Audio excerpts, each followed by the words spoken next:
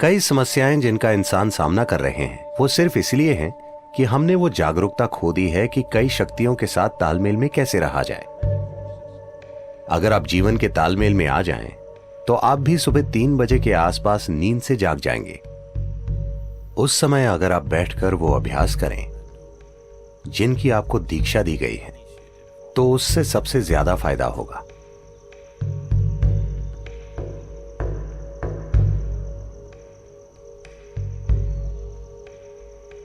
जिस तरह से धरती घूम रही है और जो भी हो रहा है, उस वजह से एक बहुत बुनियादी बदलाव आता है सुबह 3:20 से सुबह 3:40 के बीच।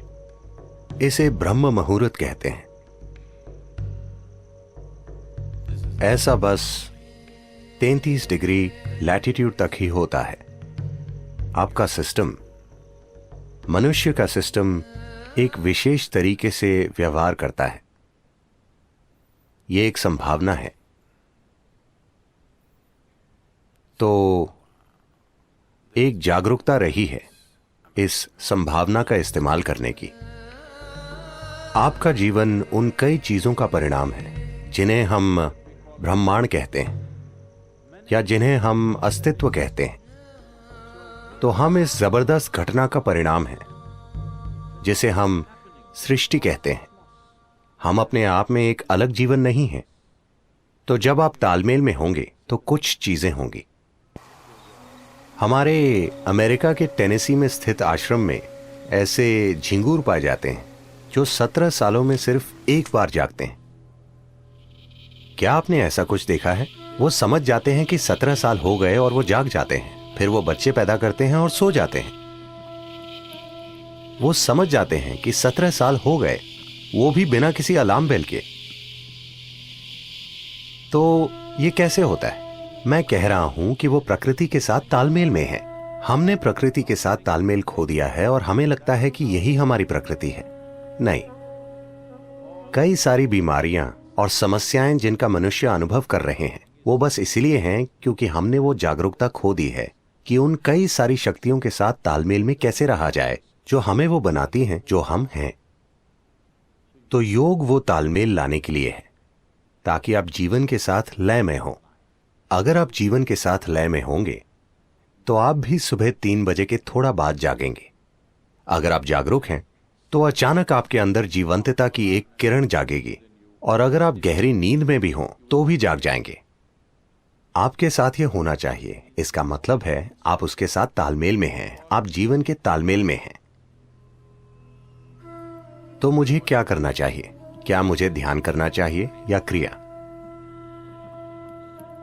इससे फर्क नहीं पड़ता कि आप क्या करते हैं। आपको वो प्रक्रिया करनी चाहिए जिसकी आपको दीक्षा दी गई है,